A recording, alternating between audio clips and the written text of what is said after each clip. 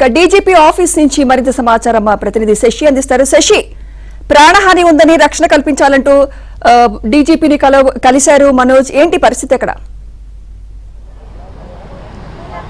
Yes, ఇప్పటికే మంచు మనోజ్ ఇటు intelligence DG Shivadhar రెడ్డిని కలిశారు. అయితే అనంతరం డీజీపీ ఆఫీస్కి వచ్చారు. డీజీపీ ఆఫీస్లో ప్రజెంట్ డీజీపీతో భేటీ అయ్యారు. మరి కాసేపట్లో ఆయన బయటికి రాబోతూ ఉన్నారు. ప్రధానంగా ఇప్పటి వరకు కూడా ఆదివారం తన మీద దాడి జరిగినప్పటి నుంచి ఈ రోజు వరకు జరిగినటువంటి పరిణామాలన్నిటి గురించి ఇటు డీజీపీకి ఆయన ఫిర్యాదు చేయబోతూ ఉన్నారు.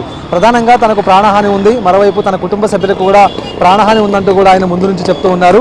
తనకు రక్షణ కావాలంటూ ఆయన కోరుతూ ఉన్నారు. అయితే పహాడ్ షరీఫ్ పోలీసులకు ఆయన ఫిర్యాదు చేసినప్పుడు అందులో కొన్ని అంశాలను ప్రస్తావించారు. ఆగంతకులు తన ఇంటికి వచ్చి తనపై దాడికి పాల్పడ్డారు, మరోవైపు తన కుటుంబ సభ్యులను కూడా బెదిరించారంటూ కూడా. సో ఇలాంటి పరిస్థితుల్లో తనకు థ్రెట్ కావాలంటూ కూడా ఇదే అంశాన్ని పహాడ్ షరీఫ్ పోలీసులు ముందు తన విజ్ఞప్తిని ఉంచానంటూ కూడా ఆయన చెప్పారు. అయితే పహాడ్ షరీఫ్ పోలీసులు ఈరోజు ఇంటికి చేరుకున్న తర్వాత తనకు సంబంధించినటువంటి వ్యక్తిగత సిబ్బందితో పాటు అలాగే బౌన్సర్లను కూడా బయటికి పంపించి వేశారు. ప్రస్తుతం తనను ఒంటరిని చేశారన్నది ఆయన చెప్తున్నటువంటి మాట. సో ఇలాంటి పరిస్థితుల్లో తాను మోహన్ బాబు ఫామ్ హౌస్లో ఉండడం అంత శ్రేయస్కరం కాదని ఆయన భావిస్తూ ఉన్నాడు.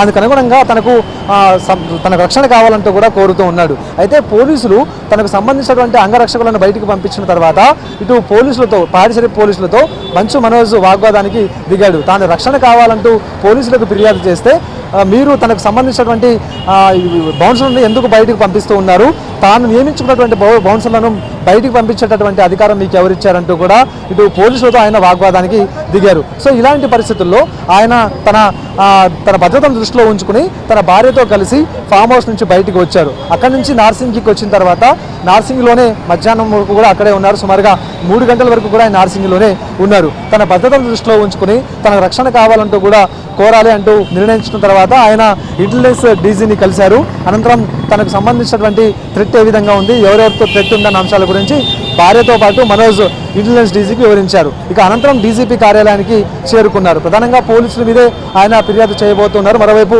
ఇక పోలీసులతో పాటు తండ్రి మీద మంచు విష్ణు మీద కూడా ఆయన ఫిర్యాదు చేయబోతున్నారు అన్న సందిగ్ధం కూడా ప్రస్తుతం నెలకొని ఉందంటూ కూడా చెప్పుకోవచ్చు. ప్రధానంగా తనకు థ్రెట్ ఉంది కాబట్టి పోలీసులు రక్షణ కల్పించాలి, మరోవైపు గన్మెన్లను కూడా కేటాయించాలన్న ప్రధానమైనటువంటి డిమాండ్ను ఆయన తన మీదకు తీసుకొస్తూ ఉన్నారు. అంటే నిన్ననే ఆయనకు గన్మెన్ని కేటాయించారంటూ కూడా ఒక ఊహాగానాలు వెలువడ్డాయి, కానీ అందులో వాస్తవం లేదంటూ కూడా తెలిసింది. అందుకు సంబంధించినటువంటి నిర్ధారణ కూడా ఇప్పటికే మంచు మనోజ్ ఇవ్వడం కూడా జరిగింది. అయితే ప్రస్తుతం తాను భద్రత విషయంలో మాత్రం రాజీ పడబోను, ఖచ్చితంగా తనకు రక్షణ కావాల్సిందే అని పదే పదే మనోజ్ చెప్తూనే ఉన్నారు. ఎందుకంటే ఇంటికి వచ్చిన వారు ఖచ్చితంగా తన భార్యతో పాటు తన 7 నెలల చిన్నారిని కూడా బెదిరించే ప్రయత్నం చేశారు. వారి మీద హాకీ స్టిక్స్తో కర్రలతో దాడి చేసేటటువంటి ప్రయత్నం చేశారంటూ కూడా ఆయన ఫిర్యాదులో చాలా స్పష్టంగా పేర్కొన్నారు. కాబట్టి అందుకు అనుగుణంగానే తనకు రక్షణ కావాలి, రక్షణ కల్పించాలని ఆయన పదే పదే ఇప్పటికీ డిమాండ్ చేస్తూ ఉన్నారు. ఇప్పటికే మంచు మనోజ్ జైల్పల్లిలో ఉండేటటువంటి తన నివాసానికి వెళ్ళడానికి కూడా ఇప్పటికే సంకోచిస్తున్నట్టుగా కూడా తెలుస్తోంది.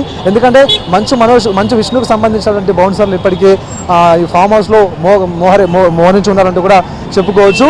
సో ఉదయం మంచు మనోజ్కు సంబంధించినటువంటి వ్యక్తిగత సిబ్బందిగా తర్వాత బౌన్సర్లను కూడా మంచు విష్ణుకు సంబంధించినటువంటి బౌన్సర్లు బయటికి పంపించారు. ఇంకా అడపాదడపా ఉన్నటువంటి బౌన్సర్లను కూడా కొద్దిసేపటి క్రితమే మంచు విష్ణుకు సంబంధించినటువంటి బౌన్సర్లు బయటకు పంపించి వేశారు. ప్రస్తుతం ఇప్పుడు మంచు మనోజ్ ఒక్కరే ఉన్నారు. సో ఇలాంటి పరిస్థితుల్లో తాను జల్పల్లి ఫామ్ హౌస్కి వెళ్తాడా లేదా అన్నది మాత్రం ప్రస్తుతం సందిగ్ధం అంటూ కూడా చెప్పుకోవచ్చు. ఇక డీజీపీ ఆఫీస్లో ఫిర్యాదు చేసిన తర్వాత ఆయన ఎక్కడికి వెళ్తాడు, జల్పల్లికి తన నివాసానికి వెళ్తాడా లేకపోతే ఇంకెక్కడికైనా వెళ్తాడా అన్నది తెలియాల్సి ఉంది. ప్రధానంగా జల్పల్లిలో ఉండేటటువంటి తన ఇంట్లో ఉన్నటువంటి మొత్తం సామాగ్రిని కూడా ఇప్పటికే బయటికి పంపించడానికి మోహన్ బాబు అనుచరగణం మొత్తం ఇప్పటికే ఏర్పాట్లను చేస్తూ ఉంది. మరోవైపు పోలీసులు కూడా ఇప్పటికే 3 వాహనాలను తెప్పించి మంచు మనోజ్కు సంబంధించినటువంటి సామాగ్రి, అతనికి సంబంధించినటువంటి వస్తువులను కూడా బయటికి తరలించేటటువంటి ప్రయత్నం చేస్తూ ఉన్నారు. ఎందుకంటే ఇప్పటికే ఆ ఇల్లు తనదే అంటూ కూడా మోహన్ బాబు చెప్తూ ఉన్నారు. కాబట్టి తన ఇంట్లో మనోజ్ ఉండడానికి వీల్లేదంటూ కూడా ఆయన చెప్పినటువంటి సందర్భం.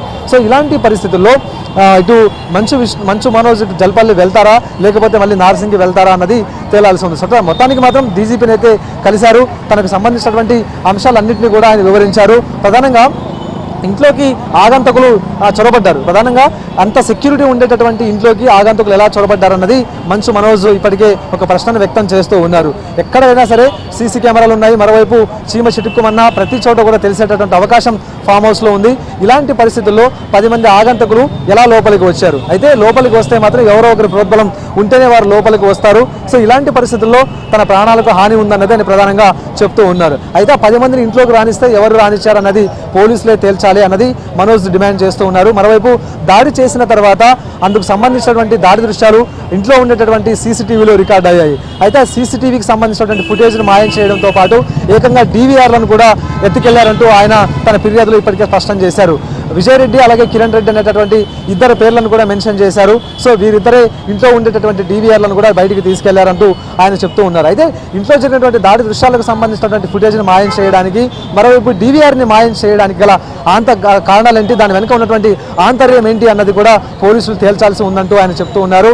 సో తనను టార్గెట్ చేశారు, తనను ఇబ్బంది పెట్టాలనే అంశంతోనే ఇదంతా చేస్తూ ఉన్నారు. మరోవైపు తన భార్యకు తర్వాత 7 నెలలకు సంబంధించిన తన చిన్నారికి కూడా ఇప్పటికే హాని కలిగించేటువంటి ప్రయత్నం చేయబోతున్నారు అన్నది పదే పదే మనోజ్ చెప్తూ ఉన్నారు. సో ఇలాంటి అంశాలన్నింటినీ కూడా దృష్టిలో ఉంచుకుని తనకు తక్షణమే రక్షణ కల్పించాలి, తనకు గన్మెన్లను కేటాయించాలంటూ ఇప్పటికే ఇంటెలిజెన్స్ డీజీని కోరితే, మరోవైపు ఇటు పోలీసుల వ్యవహార శైలి మీద, ఆ తర్వాత ఇప్పటికే జరుగుతున్న పరిణామాలన్నింటి మీద డీజీపీకి ఆయన తగిన వివరాలను అయితే ఇచ్చారు. మరి కాసేపట్లో ఆయన డీజీపీ కార్యాలయం నుండి బయటికి రాబోతూ ఉన్నారు. సుమిత్ర, మీడియాతో మాట్లాడే అవకాశం ఏమైనా ఉందా శశి?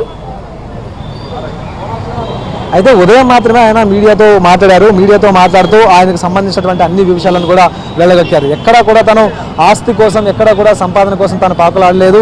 ఎప్పుడు కూడా తన ఇంట్లో ఉండేటటువంటి తన తల్లిదండ్రులకు సంబంధించిన ఆస్తులు వాటా కావాలంటూ కూడా ఏనాడు ఇబ్బంది పెట్టలేదంటూ కూడా ఆయన చెప్పుకొచ్చారు. తాను ఎప్పుడు కూడా ఇంటికి సంబంధించిన గౌరవాన్ని కాపాడే ప్రయత్నం చేశాను తప్ప ఎక్కడా కూడా తాను ఇంట్లో మనుషులు ఇబ్బంది పెట్టలేదంటూ కూడా ఆయన చెప్పారు. తన ఆత్మాభిమానం కోసమే మాత్రమే పోరాటం చేశానంటే ఆయన ఉదయం మీడియాతో మాట్లాడారు. అయితే ఇక్కడ ఇంటెలిజెన్స్ డీజీని కలిసిన తర్వాత కూడా ఆయనను మాట్లాడించేటువంటి ప్రయత్నం చేసినా ఆయన మీడియాతో మాట్లాడడానికి విముఖత చూపించారు. మరోవైపు ఇప్పుడు డీజీపీని కలిసి బయటికి మరి కాసేపులో రాబోతూ ఉన్నారు. సో ఇక్కడ కూడా మాట్లాడతారా లేదా అనేది మాత్రం సందిగ్ధం అంటూ కూడా చెప్పుకోవాలి. ఇక డీజీపీ ఆఫీస్ ప్రెమిసెస్లో ఎక్కడ కూడా మాట్లాడేటువంటి అవకాశం ఉండదు కాబట్టి ఆయన నేరుగా ఇక్కడ నుంచి వెళ్ళిపోయేటటువంటి అవకాశాలు అయితే స్పష్టంగా కనిపిస్తున్నాయి. ఇంతవరకు తాను ఏం చెప్పదలుచుకున్నాడు, తాను ఎలాంటి సిచ్యువేషన్లు ఎదుర్కొంటూ ఉన్నాడు, తన పైన వస్తున్నటువంటి ఆరోపణలు ఏంటి, తాను ఇంటి కోసం ఏం చేశాను, కుటుంబ గౌరవాన్ని కాపాడుకోవడానికి ఏం చేశాను అన్న విషయాలు ఉదయమే ఆయన చాలా స్పష్టంగా చెప్పడం కూడా జరిగింది. సో మొత్తానికి ఇప్పుడు డీజీపీని కలిసి ఫిర్యాదు చేశారు కాబట్టి ఇక్కడ నుంచి నేరుగా తాను జల్పల్లి వెళ్తాడో నార్సింగ్ వెళ్తాడో అనేది మాత్రం తేలాలి ఉంది. Right, Sumitra. Thank you Shashi.